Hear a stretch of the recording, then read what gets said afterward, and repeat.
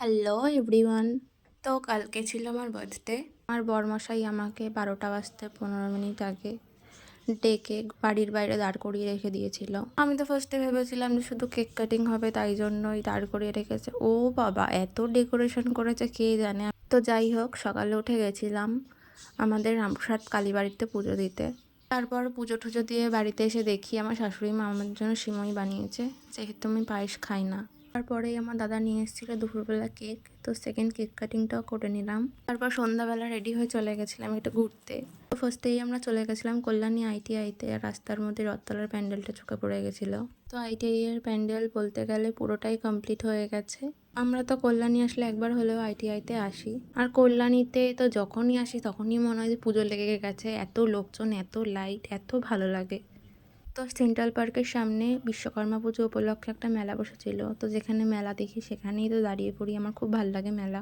তো মেলা ঠেলা ঘুরে চলে গেছিলাম ক্যাফে সহজপাঠে। ওখানেই ডিনার করব আমরা। তো আমরা মেনিউ দেখে কী কী খাবো সেগুলো অর্ডার করে দিচ্ছিলাম। আর এই মানুষটা খালি আমাকে সারপ্রাইজ দিয়েই যাচ্ছিল, তো দিয়েই যাচ্ছিল। তো আমি ভাবছিলাম মেলা থেকে কী কিনলাম সেটা একটু দেখিয়ে নিই। তো আমার পাশের জন তো আমার পেছনে লেগেই যাচ্ছে, হেসেই যাচ্ছে, আমাকে হাসিয়েই যাচ্ছে। আমি মেলা থেকে কিনেছিলাম এই দুটো ক্লিপ, আর বাকিটুকুনি তোমার বরই বলে দিল। তোমরা কমেন্টে জানাবে কিন্তু যে সেগুলো ক্লিপগুলো কেমন হয়েছে। তো স্টার্টার আসতে এত লেট হচ্ছিল বলে আমরা দুজন গল্প করছিলাম। One eternity later. ফাইনালি আমাদের স্টার্টার চলে এসেছে। তো আমরা স্টার্টারে অর্ডার করে দিয়েছিলাম লেমন জিঞ্জার স্যুপ। তো স্যুপটা তো দারুণ খেতে ছিল, দারুণ। আর এখানে চলে এসেছিলো আমাদের মেন কোর্স।